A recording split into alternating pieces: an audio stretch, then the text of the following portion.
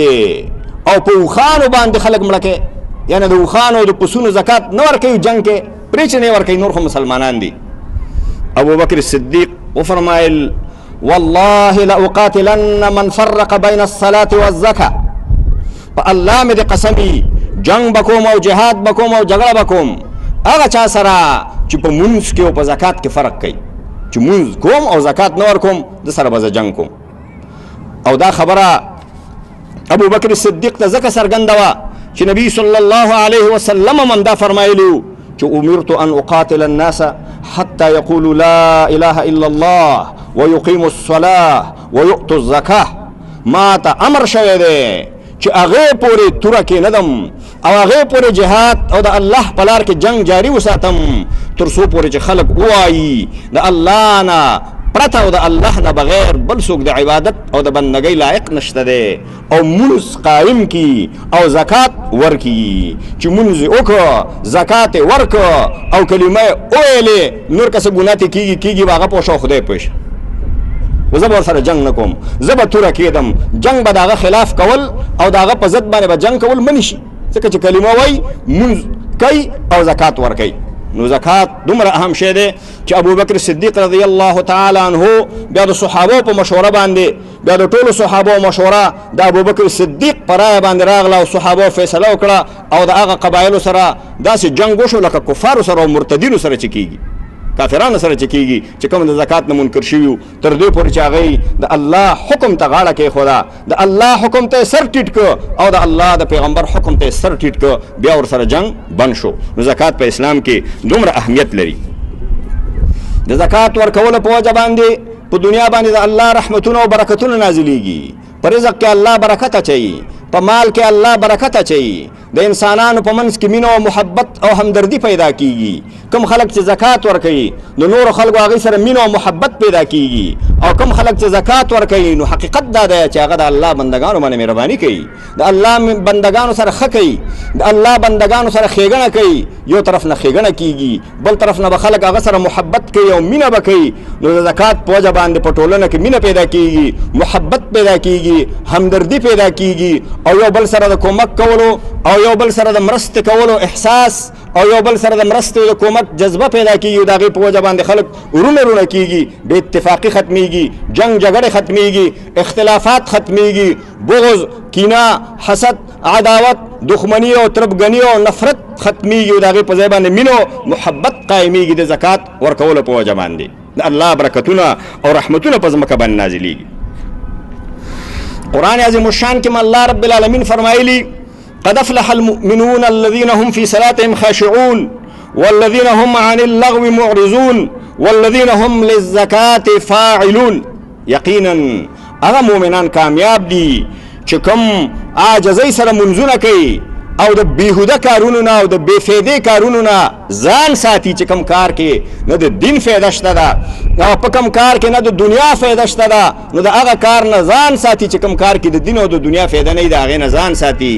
مسلمان چرګان نه جنګوي، مسلمان سپي نه جنګوي، مسلمان مړزان نه جنګوي، مسلمان کونتر نه الوزوي.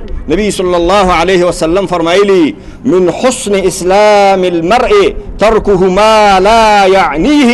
د یو سړي د اسلام ښایست په دې کې دی، ښایسته اسلام او ښایسته ایمان د هغه سړي دی چې هغه کارونه پرېږدي چې هغه بې فایدې، چې کم کار کې د دین فایده هم نه وي، کم کار کې د دنیا فایده نه وي، ټولنې ته پکې فایده نه وي، وخت پکې ضایع کېږي، نو هغه کار پرېږدي.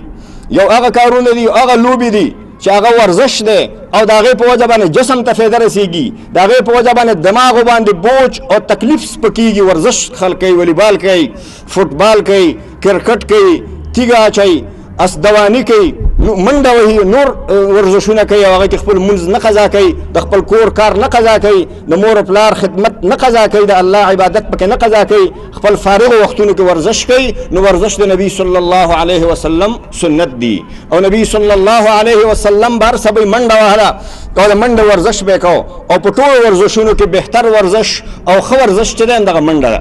نو هغه بدن ته فایده ده، جسم ته فایده ده، او هغې باندې به مونځ نه قضا کوي. داسې جامې او داسې لباس به ورزش کې نه اغوندې چې ستر عورت د ښکاره شي، د نامه نه زنګانه پورې د سړي ستر عورت دی دا به پکې پټ ساتي، نور ورزش کول ثواب دی او اجر دی. حکم کارونو کې چې نه د دین فایده شته او نه د دنیا سپي جنګولو کې هېڅ فایده نشته. ګناه ده، ظلم دی. یو حیوان په بل حیوان باندې ورخوشي کول او هغه چیچي چرګان جنګول دا ظلم دی. همدغه شان مړزان جنګول ظلم دی. دا د بیکاره خلکو کار دی. دا د هغه خلکو کار دی چې هغه بې هدفه وي، د هغه ژوند کې څه مقصد نه وي، د هغه زندګۍ څه مقصد نه وي. هغه په دې نه پوهېږي چې زه الله څه دپاره پیدا کړی یم. هغه په دې نه پوهېږي چې د ټولنې د دې خلکو د دې مسلمانانو په ما باندې څه حقوق دي. د خلکو حقوق باید ادا کړي، د حقوق د خلکو ادا کړي او د ټولنې خدمت وکړي. هغه د بې هدفه، د بې مقصده او د فضول او د چټي خلکو کار دی. چټي خلک دا کار کوي، دا ګناه ده. قرآن کې الله فرمایلی مؤمنان د لغو نه او د بېهودو کارونو نه ځان ساتي. والذین هم للزکات فاعلون، او مؤمنان هغه خلک دي چې هغوی د زکات کار کوي، زکات ورکوي، د الله پاک په لار کې زکات ورکوي. نبی صلی الله علیه وسلم نه روایت دی، ابو هریره رضی الله عنه فرمایي چې د الله خوږ پیغمبر، د الله پاک پیغمبر یو ورځ ودرېده او خطبه ویلې، وعظ کو، تقریر کو. وی فرمایل والذی نفسی بیده، والذی نفسی بیده، والذی نفسی بیده، قسم په هغه ذات چې زما سا د هغه په لاس کې ده، قسم په هغه ذات چې زما روح د هغه په لاس کې دی، قسم په هغه ذات چې زما روح د هغه په لاس کې دی. ثم أكب فأكب كل رجل منا يبكي لا يدري على ماذا حلف.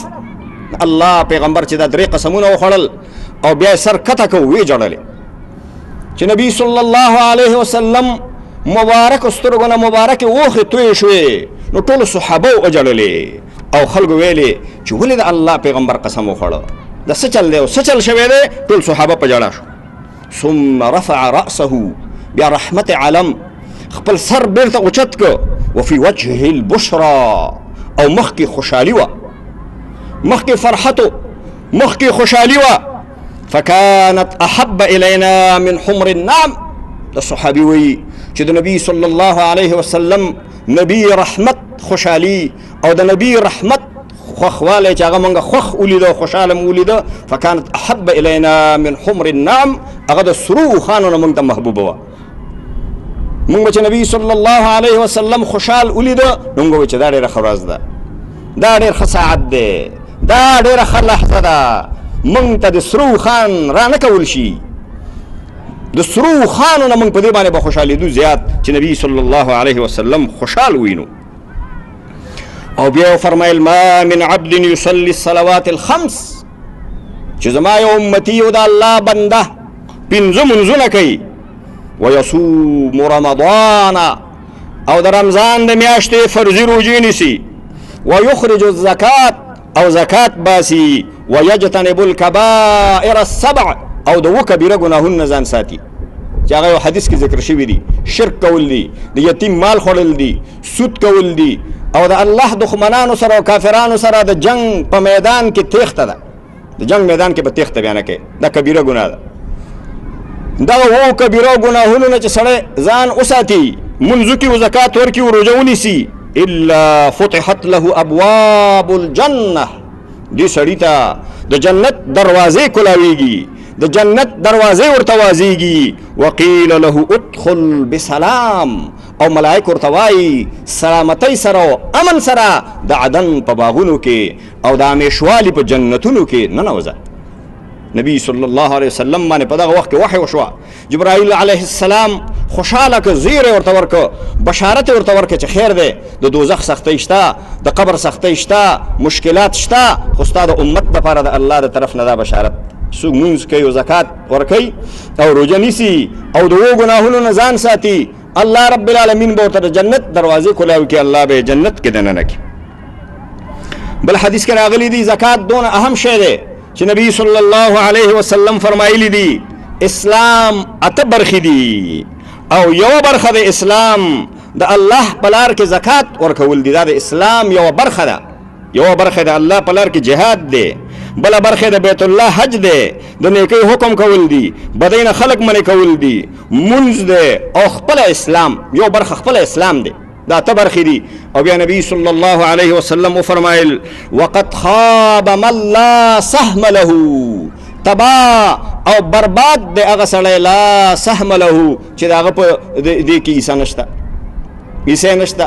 زکات په باندې فرض دی، زکات نه ورکوي، یا مونځ په فرض دی، مونځ نه کوي.